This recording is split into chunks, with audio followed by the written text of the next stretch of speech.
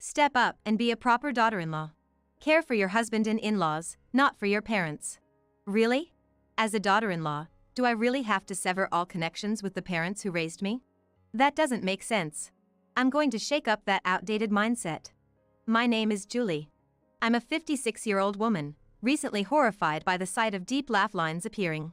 Maybe it's because I've been slacking off with my facial expressions under the mask for almost 1 year.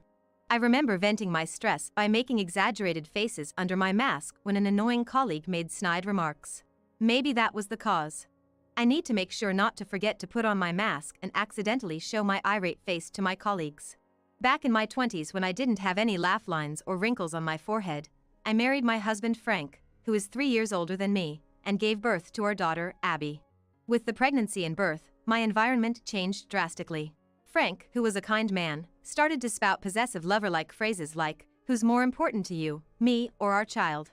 He seemed to dislike when I comforted our daughter when she cried during his mealtime, or when I devoted all my time at night to Abby. If he feels that way, I wish he would help more with childcare, but he shows no signs of doing so. Instead, Frank suggested, or rather decided, that we should live with his mother, saying, "If mom helps with childcare, it'll lighten your load." His mother was somewhat troublesome since the pregnancy. She had always been overbearing with Frank. Frank was often summoned to his parents' house after work, and she frequently contacted him, even without any significant matter to discuss. But she did it only for Frank. She didn't interfere with me in particular. But, suddenly after the pregnancy announcement, she began to interfere with me as well, saying things like, "Come over at least 2 or 3 times a week. I'm worried about you, Julie." There's no way I was going to travel the distance to her home that required a train ride that frequently while pregnant. I had been avoiding her invitations by any means possible, but then another adversary appeared. "Why won't you visit when mom's worried about you? Why don't you understand that she's worried about you?" Frank started blaming me. When I responded, "Then, when you have the flu, you'll visit my parents' house, right? If I say my parents are worried, you'll go, right?" Frank became silent, and somehow I was able to avoid visiting during my pregnancy. But the real hardship began after giving birth. Frank's mother would constantly contact me with various demands, such as wanting to be the one to give Abby her first bath or wanting to supervise when I breastfeed Abby. Even from a distance, it was tough dealing with her, but now she wanted us to live together. The idea of living with Frank's mother, who often has quite unreasonable demands, brings nothing but despair. However, the day after I firmly stated, absolutely no, Frank's mother and father arrived at our house with their suitcases. The start of hell. Living together has increased the hardship. Frank's mother often tries to give Abby sweets and juice that she hasn't eaten before. I'm always cautious about allergies. Giving my child new foods little by little, it's a cardinal rule. However, there were times when she tried to let my baby daughter taste honey, even though she's still too young for it. Despite asking my mother-in-law to stop, she'd burst into tears, accusing me of disliking her. I felt like I was on the brink of a nervous breakdown. My father-in-law also critiqued my parenting, saying, "Julie, your way of raising Abby is pitiful. She'll end up becoming a criminal." He utterly disregarded my childcare methods. What I'm saying is bad is all generally known stuff that's written as bad in parenting guidebooks. By his logic, America would be a crime-ridden country. Yet, he isn't the type to back down just because it's written in a guidebook. If I say such things, he would only yell at me, "Don't argue back. You lack awareness as a wife of my son. You've already married into this family, you should listen to what your parents-in-law say." I do retaliate from time to time, but it's impossible to win when our conversations hardly make sense. All I get is a flat denial of my entire personhood. I felt like I was going mad. Then one day, an incident occurred. My mother-in-law said, I bought a pacifier, and tried to force my daughter to take it. The moment she shoved the pacifier at my daughter, making her cry, my father-in-law declared, "Here, let me show you how it's done. You don't know how to use it, do you?" and casually put the pacifier in his own mouth, attempting to give it back to my daughter afterwards. Yikes. I stopped him in a hurry, saying, "Please stop. There's also the risk of cavities." The concern about cavities was genuine, but I was simply disgusted. However, my father-in-law seemed not to understand why I was upset and started to snap back at me, saying, "Again. Then what can I do with my grandchild?" When things get to this point, it's out of control. My mother-in-law started to cry, saying, "I wanted my eldest son's wife to have a boy who will be an heir, but I'm tolerating it because she's my granddaughter and I want to love her." As for father-in-law, he started yelling, "I wanted to build a duplex right after you got married, but but I decided to live here with you guys because I thought it would be tough for you. They are completely unaware of how absurd their statements are. They are craziest parents-in-law. I envy the other mothers-in-law who have daughters-in-law who aren't mean to their mothers-in-law. You're all right. Julie should be more conscious of appreciating us. Here we go again. I'm so fed up. My husband, the root of all this chaos, hardly comes home as he finds his parents troublesome, and spends every night out drinking with his colleagues and friends. I don't have the luxury of voicing my complaints or the energy to run away from home. I'm just struggling with raising my daughter and dealing with my eccentric parents-in-law. However, due to this incident, my mother-in-law began to spread all kinds of rumors about me in the neighborhood and among relatives. I was truly shocked when I received a message from my sister-in-law one day, asking Mom said you did something to Abby and she has a bruise on her bottom, is that true? Yes, her bottom is blue right now, but it's just Mongolian spots. There's nothing else. However, this is not the first time this has happened. My mother-in-law has a tendency to inflate stories from bits and pieces she's noticed, painting me as the bad wife in the neighborhood. I've been told by neighbors, I know there's a lot going on, but you shouldn't pinch your mother-in-law, and other lies. Of course, I haven't done such a thing. The rumors about me seem to have reached my husband, who's been mostly absent. One day, he suddenly blew up at me. What's going on here? Huh? What are you on about all of a sudden? Apparently, you were mad when Mom held Abby. If she's going to throw a toddler who's just started walking towards the ceiling while playing up, and away, of course, I got upset. You just had to catch her. Are you serious right now? So, you have a problem? A big one. What's with this attitude? You don't take care of Abby. You push all matters related to your mother and father onto me. You don't do the housework too. Who do you think is managing this house? It's me. I always say that they'll take care of Abby and you should rest. I told you, I can't rest because I can't leave her with them with confidence. Enough. I don't want to know. With that, Frank, my husband, slammed the door and left the room. I was left behind, with a big problem on my hands. Later that night. What? An accident. Okay, got it. I'll be there right away. I received a sudden call from my mother. She told me that my parents had a car accident. They were safe, but they had to undergo some tests because of their age. The word accident sent a chill down my spine. I was shocked. Seeing my distress, Frank asked, "What's wrong?" Mom and Dad had a car accident. They are going through tests, and I am worried. Can I take Abby and go to the hospital? What?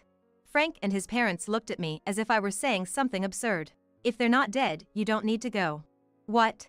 I couldn't believe what my mother-in-law said. Instead of that, look.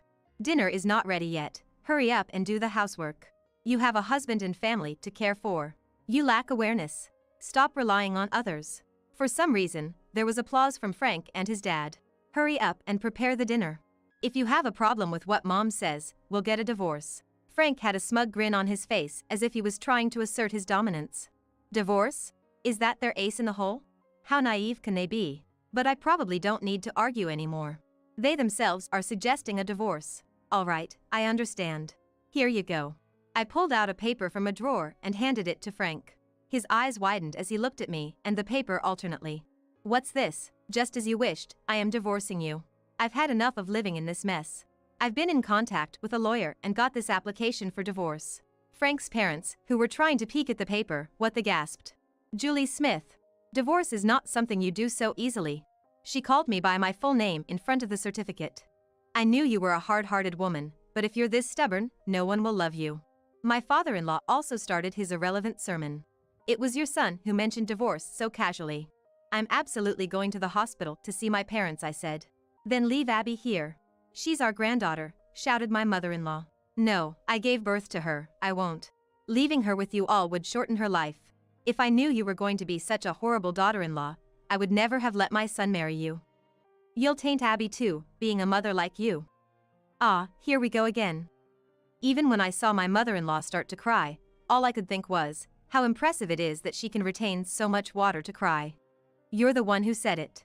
I'll leave it up to the lawyer. As I pressed my husband, he turned pale for a moment, but he agreed with turning the application in. You thought I was going to hold you back, huh? Too bad. If you apologize now, I might forgive you. Come on, if you're going to apologize, do it now. Submit it if you have enough brave to do that. Why? Why should I apologize? There's no way I'm coming back. I snatched the divorce application from my husband, simply said, goodbye, and left the house. I can buy everything else again. I should hurry to the hospital and cut ties with this household. That's what I thought. I quickly dropped it into the postbox and hurried to my parents. The test results showed that my parents were fine. I felt relieved. While talking to my mom, I heard a voice from the back. You came, Julie? Catherine, are you okay? I'm sorry, it's because of my father's driving. No, it's okay. They really saved me when they found me feeling faint on the road. I'm fine, no injuries or anything. Catherine, my sister-in-law smiled as she spoke. Actually, Catherine was also in the car when my parents had the accident. Catherine's house and my parents' house are very close, and they have been friendly neighbors since before I married Frank. This time, on their way to the grocery store, my parents found Catherine fainting from anemia on the road, and the accident happened on the way to the hospital. By the way, neither my mother-in-law, my father-in-law, nor Frank knows that Catherine and my parents are neighbors. Catherine has been hiding her address from her mother since she got married. As the eldest daughter, Catherine had been subjected to more interference from her mother than Frank had. Frustrated, Catherine told her, I'm married now, and I'm moving out. Please don't interfere anymore. And I won't tell you my address. But apparently, her mother said, well, I'll come along for a private view then. It's quite a scary story. Eventually, they compromised that Catherine would participate in family events but wouldn't reveal her address. Even now, her mother is still dissatisfied with this. Given this background, Catherine has been very worried about me, and since my mother-in-law started insisting that my daughter's birthmark was a curse, she's been pushing me, saying, why don't you get a divorce? I know it might be scary, but you, Julie, can manage it. I'll support you. Even for Catherine, it was unexpected that Frank would turn out to be more like his mother. So she kept telling me, Frank seems to take after his mother, and with their support, he's going to continue flaunting his power as the eldest son and husband. It'd be better for you to leave. Thanks to her words, I was able to calm down and realize that although becoming a single mother would be scary, it would be better for my daughter, and that's how I ended up visiting the lawyer. But, Julie, are you sure you're okay coming here at this hour? Your in-laws didn't say anything? Well, actually. While I was laughing nervously and trying to play it off, I casually told Catherine and my mom the whole story. After hearing everything, Catherine let out a big sigh, clearly frustrated, and my mom looked pale, saying, so, you've been through all that. Well, needless to say, I felt a bit relieved, knowing that I wasn't the one who was out of line, but it was them. Just then, my cell phone rang. I hastily pulled out my phone, panicked that I had forgotten to switch it off in the hospital, only to see my mother-in-law's name displayed on the incoming call. Seeing that, Catherine, my sister-in-law, let out a small gasp before I could react. Catherine's trauma towards her parents seemed deep-rooted. As I ignored the call, text messages began to pour in one after another. I want to bathe Abby. Please come home. We seem to be out of milk. Could you pick some up? It's a shame that you don't appreciate all I've done for you, Julie. It breaks my heart to think I won't see my grandchild anymore. Let's make amends. I forgive you. Please buy the family bucket from KFC that you love so much. The moment we read the messages, everyone in the room was frozen. I wonder what kind of thought process led her to say such things at this point. Or perhaps she doesn't think we're actually getting divorced? Deciding to give her a piece of my mind to stop her from contacting us forever, Catherine and I decided to go confront my in-laws. When we arrived, it was my mother-in-law who first opened the door. Catherine, why are you here? Oh, are you here to celebrate Julie's reconciliation with us? Upon seeing Catherine, my mother-in-law quickly became giddy with excitement, anticipating a party. No way. What do you think you're doing to Julie? That's disrespectful. I'm just trying to teach Julie how to be a good wife to my son. It's simply an unsought advice. You are the meddlesome old woman. At Catherine's pinpoint counter, my mother-in-law fell silent. Well, it doesn't matter. Let's have a party. Come in, come in. I can't enter. I also have in-laws, and according to you, my parents are strangers. Didn't you tell Julie the same? So, I should follow that, shouldn't I? Upon hearing Catherine's words, my mother-in-law turned pale. Catherine also has in-laws. So, if we follow my mother-in-law's absurd theory, Catherine can't join the party as her parents are strangers to her. She is a wife, so Catherine should return home immediately and do the housework. Yes, indeed. It's a waste of time to talk with my mom when I'm busy with housework. At our exchange, my mother-in-law shouted in a loud voice, "Why are you saying such terrible things? I'm done. I'm ending my life right here. Even during my school days, you kept causing a scene at the school gate, saying, 'Don't leave me alone.' I'll end my life here." But look, you're still alive. Stop trying to threaten me with such things, especially when you do nothing. No. As Catherine responded, my mother-in-law became serious and tried to retort, but she was lost for words. Hit the nail on the head, didn't she? But her commotion brought out my father-in-law and Frank from the back.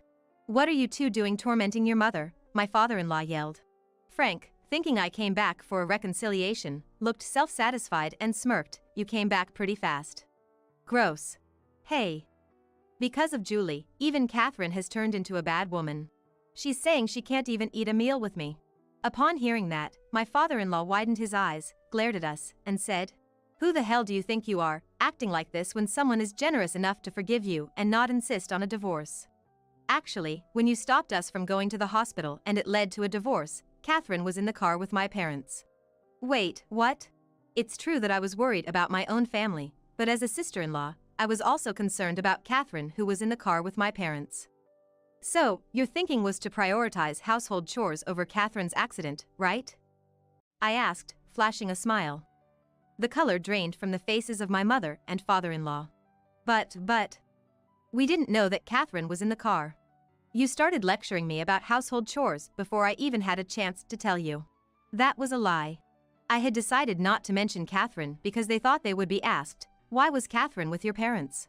I also hoped that by leaving all houseworks for a night, Frank and his parents would initiate the divorce. I was worried that if I broached the subject, the conversation wouldn't progress. They, who were considering a divorce, still sent me emails like, buy some milk. That's unfair. You can't change the rules halfway through. I'm not sure what's unfair, but everything you said at that time was true, wasn't it? What did I say at that time?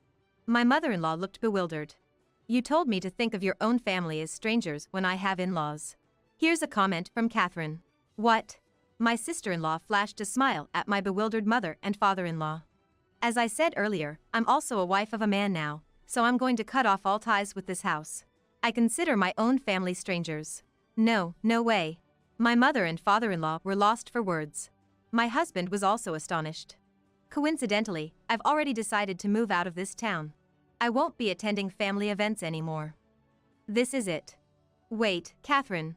If that's the case, I want to visit your state sometimes.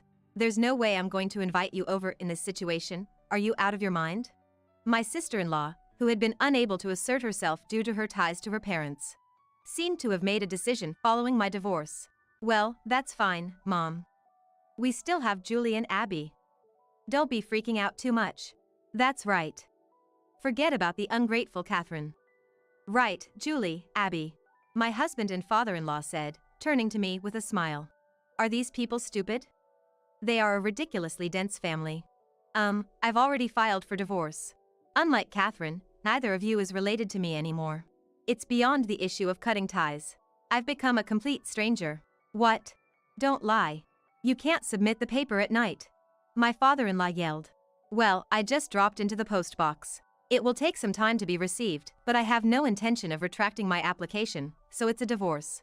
Julie, weren't you in love with me? My husband also raised his voice. A husband who says heavy stuff like, who do you care about more, me or our child? I've lost my feelings for you long ago. The only thing that made me hesitate about the divorce was whether it was right to take a father away from Abby. Then, for Abby's sake, we should try again. Try again? That's a word you use when there's even a tiny chance of reconciliation. How are we going to try again when my feelings for you are completely crushed? Right now, all I can think is that you're saying something disgusting. Whether he heard my final words or not, my husband bit his lip with tear-filled, red eyes. You are such a mama's boy. I started to say, but kept it a secret. After that, the divorce was finalized without a hitch, and I changed all my phone numbers and email addresses. However, it seems they asked a mutual acquaintance for our contact information, and once again, I started receiving messages from my ex-husband and his mother. What a dysfunctional family, truly. From his mother, I received a message saying, "Isn't it about time for Abby to see her grandma?" From my ex-husband, I received something along the lines of, "I'm always here for you," which was as creepy as it sounds. Needless to say, I promptly blocked them. But it didn't end there. Around the time Abby started elementary school, it seems they hired a private investigator. There was a time when my ex-husband and his parents ambushed us in front of our house. "If you're still single, I'll give it another shot," my ex-husband had the audacity to say. His parents told me, "We've always considered you a part of our family, even after the divorce, which was quite frightening. I immediately threatened to get the police involved. They finally seemed to understand the gravity of the situation, and I haven't heard from them since.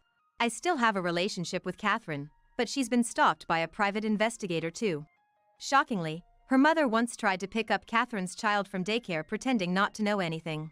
This also ended up involving the police, and bad rumors spread in the neighborhood. The entire family moved somewhere else. Thanks to this, peace returned to Abby and me. That family with their heads in the clouds, only thinking about themselves. I hope they live out their lives quietly without causing trouble for others.